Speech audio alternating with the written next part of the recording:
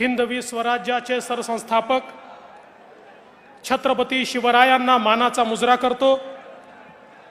भारतीय राज्यघटनेचे शिल्पकार भारतरत्न डॉक्टर बाबासाहेब आंबेडकर यांना मानवंदना अर्पित करतो।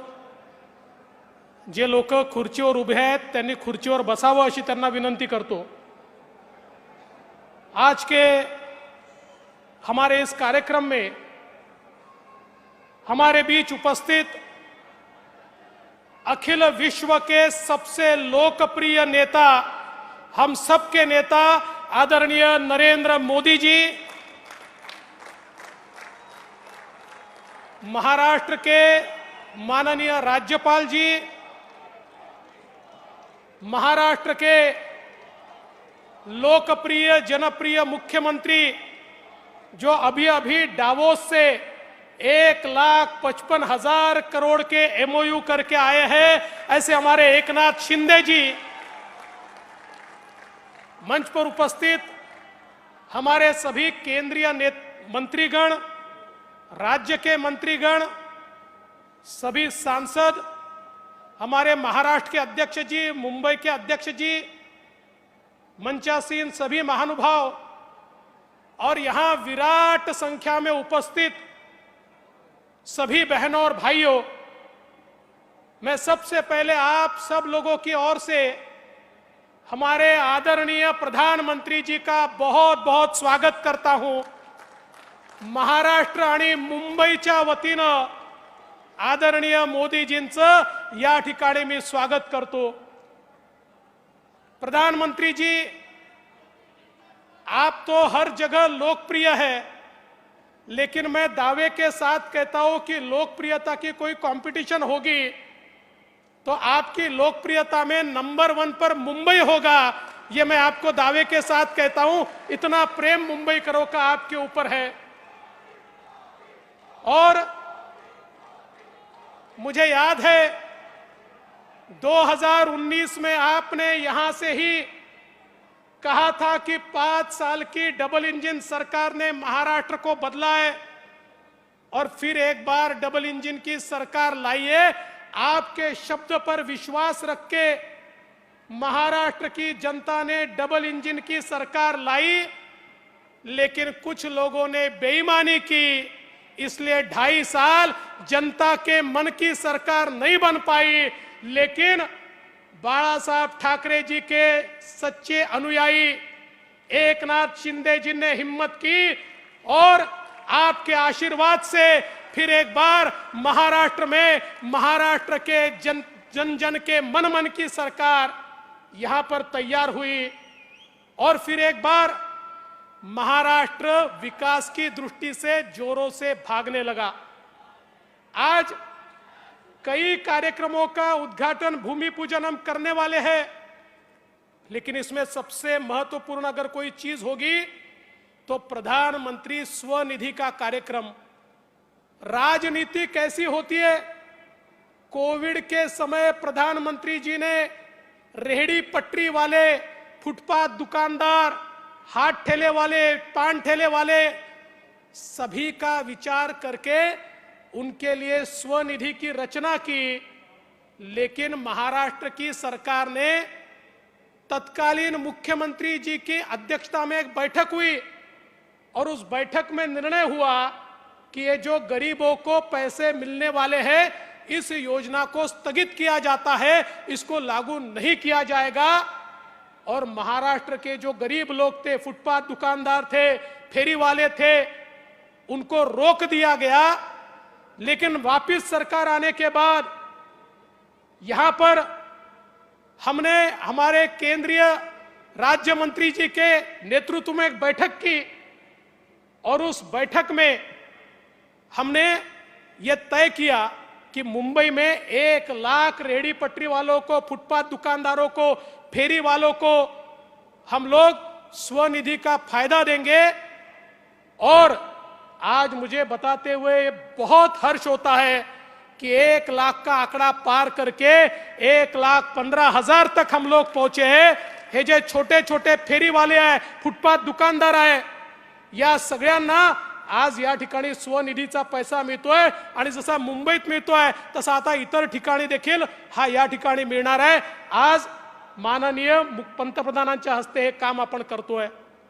मुझे इस बात की बहुत खुशी है प्रधानमंत्री जी, शायद आप अकेले ऐसे प्रधानमंत्री होंगे कि जिन्होंने जिन जिन योजनाओं का भूमि पूजन किया उन योजनाओं के उद्घाटन को भी आप ही उपस्थित है।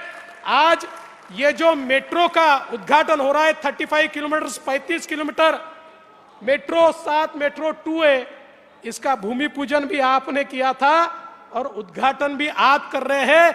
ये नया कल्चर इस भारत में और महाराष्ट्र में आपके कारण आया है, मैं इसलिए आपका आभार व्यक्त करता हूं। सबसे महत्व की बात, आज मुंबई करता एसटीपी, मुंबई सारखं इतकं महत्वाचं शहर, या शहरामध्ये रोज हजारो नाही करोडो लिटर पाणी ट्रीट न करता, कुठली प्रक्रिया न करता आम्ही समुद्रात सोडत होतो। हा समुद्राचा वास, समुद्राची घाण ही त्याच्यामुळे होती। 20-20, 25-25 वर्ष मुंबई महानगरपालिकेवर ज्यांनी राज्य केलं त्यांनी केवळ डिपॉझिट, फिक्स डिपॉझिट केले, स्वतःची घरं भरली, पण मुंबईकरांना त्या ठिकाणी शुद्ध पाणी देण्याचा कधी प्रयत्न केला नाही।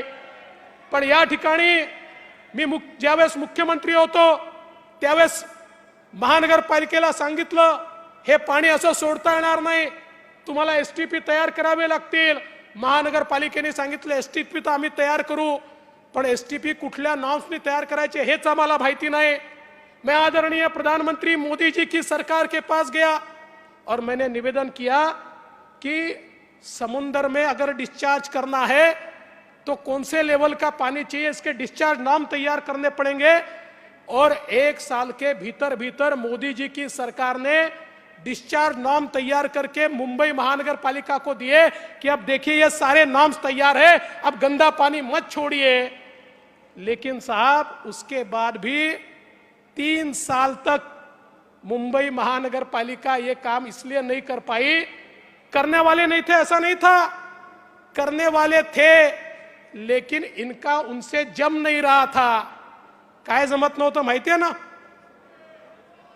हाँ वो जम नहीं रहा था और इसलिए हिस्सेदारी नहीं मिली, इसलिए उसको नहीं किया गया।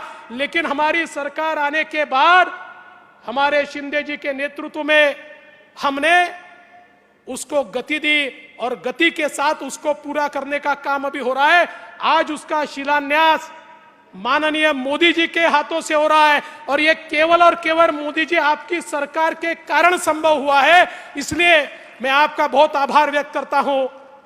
साथ साथ 6000 करोड़ के रास्ते, किसी ने प्रश्न पूछा कंक्रीट के रोड क्यों बनाते हो, वो इसलिए बना रहे कि 4 साल पहले जब हमने मुंबई के रास्तों का परीक्षण किया था तो ध्यान में आया कि इन रास्तों में नीचे की लेयर ही गायब है।